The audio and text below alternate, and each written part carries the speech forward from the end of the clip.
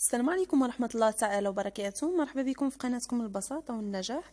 ان شاء الله تكونوا بخير وعلى خير وبصحة جيدة.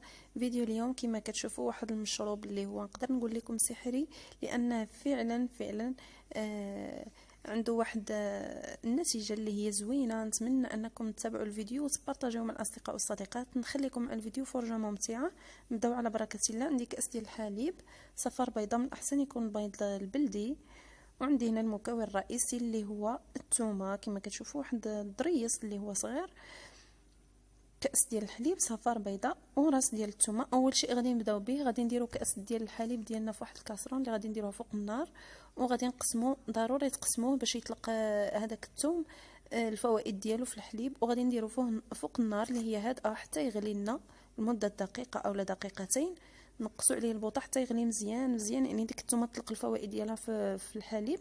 من بعدها غادي نضيفوا صفار البيض كما شفتوا بهذه الطريقه، وغادي نحركوا. صفار البيض من الاحسن يكون البيض بلدي، من الاحسن يكون البيض بلدي ماشي البيض الرومي. وغادي ندير ملعقه ديال العسل. انا عندي العسل ديال البرتقال، يعني ماشي العسل اللي هو مجهد، لانني غادي ندير هذا البنت الصغيره. يعني راه هذا الوصفه، هذا المكون، هاد المكونات اللي تقدروا ديروها حتى الاطفال اللي صغار، يعني ابتداء من عام تقدروا ديروا لهم هاد الوصفه. وغادي نحركوه جيدا حتى يختفي داك البيض. راه المذاق ديالو ما كيبانش نهائيا، لا فيه لا ثوم لا بيض لا حتى شي حاجه، كيجي المذاق ديالو بحال الكريم كراميل، بحال فلون. غير هذا ما كيكونش جامد، وفلون كيكون جامد. كما كتشوفوا خصكم ضروري تشربوه وهو دافئ. راه فعال جدا للسعال، الكحبه اللي كيكون الصدر عامر او لا ناشف.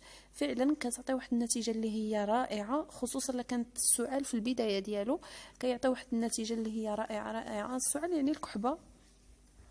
ونتمنى انكم تجربوها، تعاودوها واحد اليومين ولا 3 ايام. الى عجبكم الفيديو ديال اليوم ما تنساوش خليو لي اللايكات ديالكم وتبارطاجيوه. واذا كنتوا اول مره تزوروا القناه تشتركوا معنا في القناه. وكنشكركم جزيل الشكر على المتابعه ديالكم الفيديو من الاول للاخير. وكنقول لكم الى اللقاء، الى فيديو اخر ان شاء الله، في امان الله.